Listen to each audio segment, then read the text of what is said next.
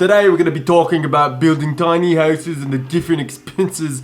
That's not English. That's not an English accent, and I thought I could do this, but I'm learning that maybe I can't.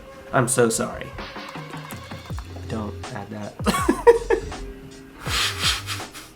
Hey everybody, welcome back to another episode of Robuilt. I'm your host, Rob. Currently 12:54, very tired. I'm rocking a mustache. And actually, you know, the funny thing is that my wife requested this mustache because she likes the way it looks on me. Weirdo! But that's fine. So, drywall patch still going strong, mustache going strong. I'm gonna be talking today about how much it costs to build a tiny house in Joshua Tree, California, or really anywhere in California. So, let's just get to the stibbity-snabbity animation thing.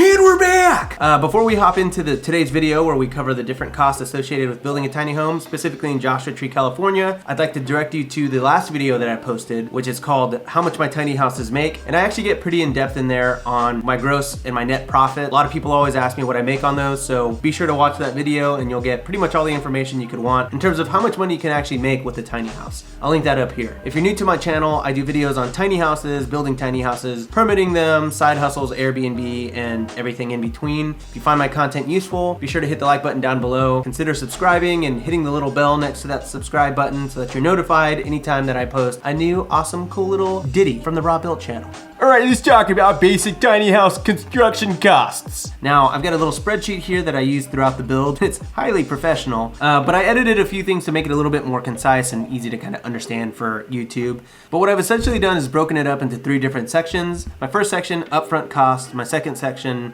is costs incurred during the construction. So this could be materials and bills that I might have accrued along the way. And third, the cost that I paid my contractor. And right, before I forget, I even have the 4th section that kind of details all that I spent on the interior design of it. So we'll do that very last as a bonus. That really kind of kicks it up from 165-ish to 171. But if we're just talking about the pure construction, we're at about 165. I'll add it up in a second. So let's get into the first section.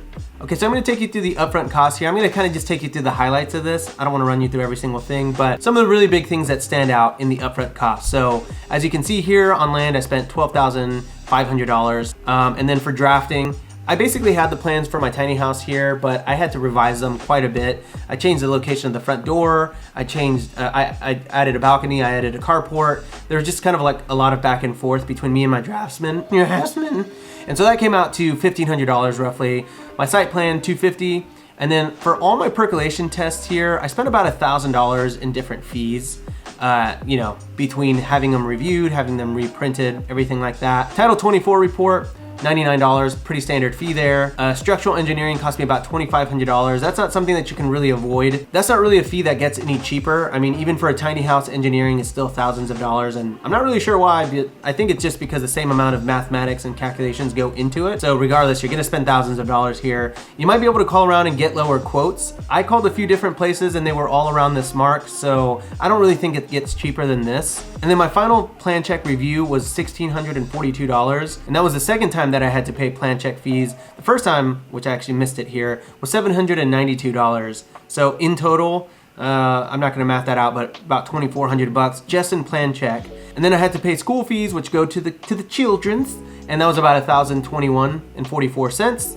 So all in all, with all my fees, before I even broke ground, before a shovel touched the floor of my land, I spent, there's dust on that. Dust your figgies, people. PSA from Robuilt. I spent $22,156. So as you can see, already I've spent quite a bit of money just to start building. Okay, so that's kind of where some of the costs start adding up. Again, people don't really understand that. They just think that a tiny house costs about $8.17 to build, but really there's a lot that goes into it if you're trying to build a tiny house correctly on a fixed foundation. Now sure, you could build a tiny house on wheels and spend anywhere from $20,000 to $60,000 to do that. There's nothing wrong with that, but at the end of the day, that's a depreciating asset. You can definitely make a lot of money doing that. You can still live the tiny house lifestyle, be debt-free. Again, there's nothing wrong with owning that type of tiny house, but the thing is, it doesn't retain value. But if you're building a tiny house on a fixed foundation, on a slab, then over time that's going to appreciate and you're going to make money on that investment in the long run. For example, I spent $165,000 to build this, and right now we're thinking it would sell anywhere from $280,000 to $300,000. With the market the way that it's going right now, probably closer to 300. There are a few comps in the area to validate that. I just wish there was someone to validate me. So upfront cost, $22,156. Now let's get into our construction costs. This is mostly gonna be materials, so I'm just gonna, again, run you through the highlights here. Windows on this house, I've got black windows. Black windows are always more expensive than white windows. I knew that I wanted to go with black windows on this house. You know, I could have probably saved at least $1,000 getting white windows, but it was a white stucco house. It was Santa Barbara smooth stucco. It was very modern. So for me, black windows were kind of the way to go. Then I got my tile, which is a very designer tile. It's not cheap. I got it on sale from $15 a square foot to about $7.50 because it was a Memorial Day sale at the time. And I spent $677 on that. My front door, here, I mean, here's the thing. People think that I was being super frivolous with my build, but I was really hustling to get this price. I actually don't think that I could build this house again for $165,000 if I tried. Like, my front door is easily a $2,000 to $2,500 front door in general, but I scoured Craigslist and we drove an hour out to get the door that we got, and it only cost $711. So, you know, there was a lot of legwork for me to even build it at this price. So to think that it could be any cheaper is pretty unreasonable, especially in California. Then we had things like builder's risk insurance. So if the house burns down or tornado knocks it down during construction, I would be covered with this insurance. That was about $450. Then we got all of our plumbing, bathtub, all that kind of stuff, $250. I mean, all a bunch of really small stuff, but as you start adding it up, you start seeing that this stuff starts getting more and more and more expensive. So then we have our Meranti facade wood at the front. That came out to about $251 per linear foot. So for the entire facade there, that cost about $900. And honestly, the really big surprise was how much the lumber on this house cost. This is gonna blow your mind because I thought lumber was gonna be about $5,000, but lumber has really gone up over the last few years. In total, on lumber, I spent $8,500, $8,546.71. It hurt, man. I mean, my contractor was like, hey, you're gonna pay, you know, like part of our agreement was like, I was gonna pay for materials and for lumber. And I was like, well, how much is lumber gonna be? And he's like, it should be about $5,000. Well, when we got that bill, $8,500, because essentially the way it was put to me by another contractor, and even that contractor, is a lot of the connections and a lot of the different pieces that are used to construct a bigger house are still used in a smaller house. So whenever you're building a bigger house, you're able to divide the cost over more square feet. But since I'm building so small, I'm not really getting any efficiency of scale. It probably wouldn't have cost that much more in lumber to build the house twice as much necessarily, because a lot of the cost came from all the metal straps and all the Simpson strong arms that hold the wood together. Like, that stuff's very, very expensive. Yeah, if I had just built something twice the size, it wouldn't have cost twice the money to get it, you know, up and running. For example, my Mariposa house was 880 square feet, and that was about $275 all in. So it's about twice the size and only about $100,000 more. Not quite twice as much, but the more you build, the more you save. The more you know.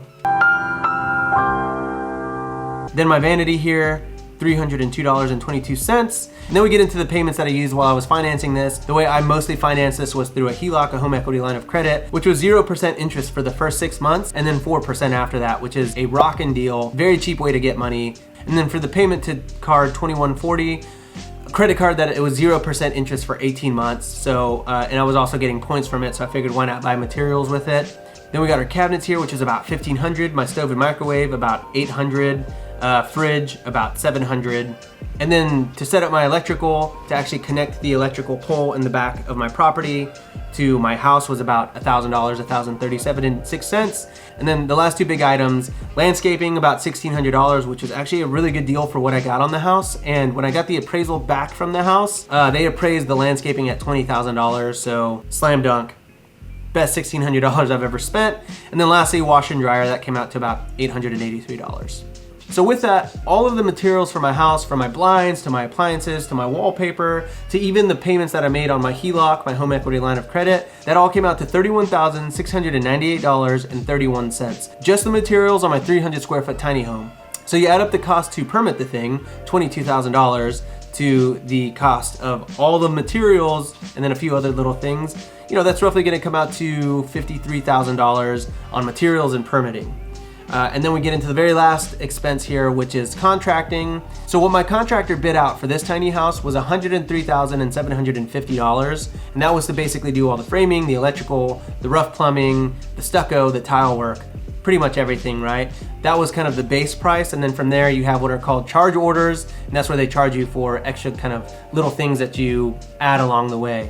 So for the most part, we stayed pretty true to the bid, but then at the end I wanted to do a few things like add a driveway, which is $4,000. And there was a bunch of other little things that I had them do, like build an enclosure for the washer and dryer on the back of the house, hang shelves in my closet, all that kind of stuff. So that came out to about another $4,000. So all in all, for all of my contracting and all of my charge orders, that came out to $111,810. So that's for all of the contracting itself. And I know that that sounds like a lot, but when you consider all the trades that kind of go into building a house, it's actually pretty reasonable. My contractor did not make a killing on this house. Even if you use the 20% rule to build a house, you know, he was making 20% of that. So that would be roughly, you know, $20,000-ish. So with that, let's go ahead and just add everything up really fast. So initially on my upfront cost, we have $22,156 plus my construction costs, which came out to $31,698.31 plus my contracting fees, which came out to $111,810. So in total, to build my tiny house, I spent $165,664.31. But who's keeping track?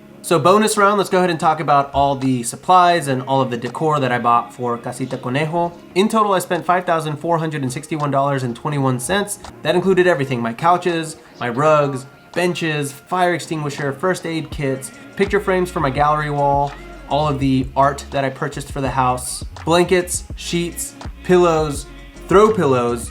I actually probably spent 90% of my budget on throw pillows and throw blankets, and plants. So literally everything that you see inside of the house, that came out to $5,400. So if you add that to the total, roughly speaking, I spent about $171,125 to get my Airbnb tiny house operation completed from start to finish. And that's it. Those are all the costs associated with building my tiny house in Joshua Tree, California. If I missed something or if there's a cost that I sort of glazed over, let me know in the comments down below and I'll try to clear anything up for you. If you're interested in building a tiny house in Joshua Tree, California, or anywhere really, and you don't know where to start, or if you're looking to get into the Airbnb side of things and you don't know where to start, I have a consulting service now. You can book me an hour at a time. I'll leave a link right here and in the description down below where you can book a session. We usually start with 1 hour and we basically just talk about everything that you need to know when it comes to permitting and financing and plans and plan check and design. Pretty much all the questions that you spend hours and hours researching, I help you with that. And then I also provide you with a list of all my vendors, my realtor, my contractor, the percolation test people, my site plan person, my draftsman. So if that's something that interests you, consider booking a session with me. I'm also considering doing a course on how to build a tiny house in Joshua Tree, California. So if that's something that interests you, let me know in the comments below. But I think that covers everything for today. It's 2:19. I didn't hit my 2 a.m. deadline. I'm so tired and I'm gonna go to sleep. I'll catch you on the next episode of Robuilt. Don't forget to hit the like and the subscribe button. Love you guys, miss you. Thanks for watching me. Thanks for supporting me, and thanks for letting me live my dream. Okay, good night.